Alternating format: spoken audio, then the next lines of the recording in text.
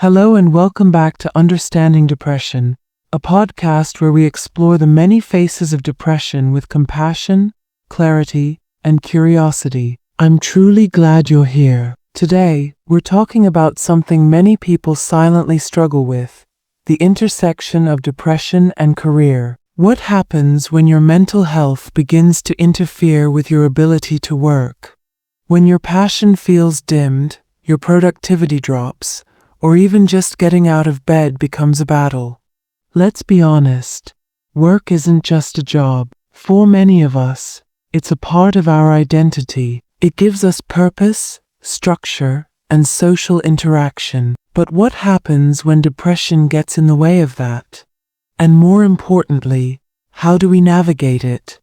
In this episode, we'll explore how depression shows up at work, why it's often misunderstood or overlooked, real stories of struggle and resilience, what you can do if you're facing this now, and how workplaces can be more supportive. Stick with us. This might just be the conversation that changes the way you see your own mental health and career. Let's start by understanding the basics. Depression isn't just feeling down or having a bad week. It's a clinical condition that affects how a person thinks, feels, and functions, and that includes functioning at work. For some, it's the overwhelming fatigue that makes focusing impossible. For others, it's the constant self-doubt or the feeling of being a fraud no matter how much they achieve. It might be the anxiety of speaking in meetings, the fear of being judged, or the shame of not being as productive as before. And still, for many, these symptoms are invisible. They may look fine on the outside, but inside, they're barely holding it together. Have you ever felt that pressure? That fear of being found out? That tug of war between needing help and wanting to seem okay? In the next part, we'll dive deeper into the signs of depression at work and why they're so often missed, even by those experiencing them. So stay with us. Take a breath. We're in this together. Let's talk about what depression can actually look like in the workplace, because it's often not what people expect. Sometimes it shows up as chronic lateness, not because someone doesn't care, but because they barely had the energy to get out of bed. Other times, it might look like quiet withdrawal, avoiding small talk, skipping team lunches, or dreading meetings. And for some, it's the workaholic mode, a desperate attempt to overcompensate, to prove they're still valuable, even as they're breaking inside. Yes, depression can even look like overproductivity. This is why depression is so tricky. It wears different masks. And at work, where many feel pressured to perform and conform, those masks can become suffocating. Many people fear that if they speak up, they'll be seen as weak, unreliable, or unfit for leadership. So they stay silent. They push through until burnout hits. Or worse. One listener wrote in and said, "I used to love my job, but when my depression hit, I couldn't concentrate. Emails piled up. I missed deadlines. I felt ashamed, but I was too scared to tell anyone. I didn't want to be that person who couldn't handle it. I almost quit. Not because I hated the job, but because I couldn't carry the weight of pretending anymore." This story? It's more common than you think. Now, here's the question we often forget to ask. What if the workplace itself is making things worse? So let's take a deeper look at something we don't talk about enough: how the workplace itself can contribute to depression. A toxic workplace isn't just about screaming bosses or backstabbing coworkers. Sometimes, toxicity hides behind long hours, vague expectations, micromanagement, or even a culture that celebrates overwork. Think about this. Have you ever felt guilty for taking a lunch break? Or anxious because you needed a mental health day, but didn't know how to ask for it without being judged? That's not a personal problem. That's a systemic issue. Studies have shown that environments with poor leadership, lack of autonomy, unclear roles, or constant pressure significantly increase the risk of burnout and depressive symptoms. And when companies equate busyness with worth, people start to believe that their exhaustion is a badge of honor. It's not. Let's pause here to reflect on a few common workplace patterns that can fuel depression. 1. Lack of psychological safety, where employees feel afraid to speak up or be honest about their struggles. Unrealistic workloads, especially with no adjustments during personal or health crises. Stigma around mental health, where seeking help is seen as weakness. Invisible labor, especially for women, minorities, or those in caregiving roles who constantly go the extra mile without recognition. 10 pressures donnent juste week down performance. They chip away at self-esteem, at energy, at life. So what's the solution? It's not just up to individuals to be more resilient. It's about workplaces becoming more human. Welcome back. Let's talk about something powerful. What does a mentally healthy workplace actually look like? And who holds the keys to making that happen? Spoiler alert, it's not just HR, it's everyone, but especially leadership. When leaders set the tone that mental health matters, people feel safer. When managers model boundaries, like logging off after hours or taking mental health days, it gives others permission to do the same. Here's what a supportive workplace can look like: open conversations about mental health, without judgment, flexible work arrangements when needed, because healing doesn't follow a 9-to-5 clock, training for managers to recognize signs of distress, not to diagnose, but to support, clear policies around leave, accommodations, and return-to-work processes, peer support spaces where employees can share without shame, and perhaps most importantly, a culture that sees employees not as machines, but as whole people, with lives, with struggles, and with worth beyond productivity. I want to share a story here, one that gives me hope. A software engineer told me that during her depressive episode, she expected to be sidelined or seen as fragile, but instead, her team adjusted her workload, checked in regularly, not to ask for updates, but to ask how she was doing. Her boss said, "Your health comes first. We've got your back." That sentence?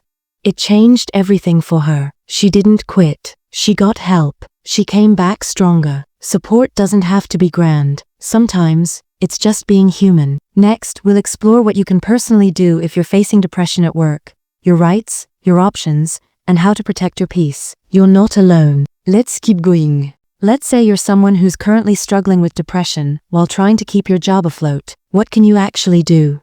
First of all, take a deep breath. You're not failing. You're surviving. And that's already a huge accomplishment. Let's walk through a few important steps. 1. Acknowledge what you're feeling. You don't have to minimize your experience. You're allowed to feel exhausted, numb, disconnected. Recognizing that you're struggling is not a weakness. It's an act of self-awareness. Know your rights depending on where you live. There are laws that protect workers with mental health conditions. In the U. For example, the ADA, Americans with Disabilities Act, may entitle you to reasonable accommodations at work, like flexible hours, modified duties, or even time off for treatment. In other countries, different labor protections may apply. It's worth checking with a therapist, legal advisor, or HR professional who understands mental health rights. Consider talking to someone at work. This part can feel scary. You don't have to share everything, but if there's a trusted manager, HR rep, or colleague, letting them know you're going through something can open doors to support. Some companies also have employee assistance programs, EAPs, offering therapy sessions or mental health resources confidentially. Seek help outside of work too. Your job might be important, but your health is non-negotiable. That means reaching out to a mental health professional. Maybe it's talk therapy, medication, or support groups. Maybe it's all of the above. Set boundaries. If depression is part of your reality right now, you may need to do less. That's not lazy, it's smart. Maybe you scale back on meetings. Maybe you delegate. Maybe you take a break. Remember, rest is not the opposite of productivity. It's a vital part of it. We'll explore how to rebuild your sense of purpose and identity when your career feels shaken by depression. You're not alone. So, what happens when depression not only affects your performance, but starts to shake your identity? For many of us, work isn't just about a paycheck. It's a source of pride, a way we define ourselves, a marker of progress, value, and meaning. So when depression hits, and you can't keep up the pace you once did, it's easy to feel like you're failing, like you're no longer you. But here's the truth. You are not your job title. You are not your productivity. You are not broken. You are human. And like all humans, you have seasons. Some are full of energy and vision. Others are quiet and raw and heavy. When depression disrupts your career, it can feel like you're losing your future. But what if, instead, it's a sign that you need a different kind of future? One rooted not in pressure, but in purpose. This might be the moment you reimagine what success means for you, not just what culture tells you it should mean. Explore new paths, whether that's scaling back, switching roles, or even taking a pause to heal. Reconnect with parts of yourself that aren't tied to work, creativity, relationships, rest, or joy. It's okay if you need to step back. It's okay if your timeline looks different. And it's okay if healing takes time. You're not starting from scratch. You're starting from experience. And that experience, yes, even the painful parts, can become part of your power. In the next, our final segment, we'll close with words of encouragement and a message for employers, coworkers, and leaders who want to do better. Stay with me. We're almost there. If you've made it this far, thank you. Thank you for listening with your heart. Whether you're someone struggling with depression right now, or someone trying to support a friend, a teammate, a loved one, you're part of a much-needed conversation. So let's close with this. To the one fighting silently, you are not weak. You are carrying more than most can see, and you don't have to carry it alone. You deserve rest. You deserve support. You deserve to work in a place where your well-being matters more than your output. To employers and leaders, you have power, not just in policies, but in presence. When you model vulnerability, your team feels safer. When you make space for flexibility, people don't just survive, they thrive. And when you take mental health seriously, it's not a trend, it's a lifeline. Create space for check-ins that aren't about deadlines. Challenge the idea that burnout is a badge of honor. Celebrate rest and boundaries, not just hustle. To coworkers, teammates, peers, you don't have to have all the answers. Just being there, asking how are you really, can mean more than you know. Offer empathy. Offer grace. Sometimes a kind word can be the thing that keeps someone going. Depression might disrupt your career, but it doesn't end your story. There is a path forward. It may look different than what you expected, but it can still be full of meaning, connection, and growth. If this episode meant something to you, please share it with someone who needs it. Leave a comment. Subscribe. Let's keep building this community together. And if you're listening today and struggling, please reach out to a therapist, to a friend, to a support line. You are worthy of help. You are worthy of healing. And your career, your identity, your life are not over. They're evolving. Until next time, take care of yourself. You matter.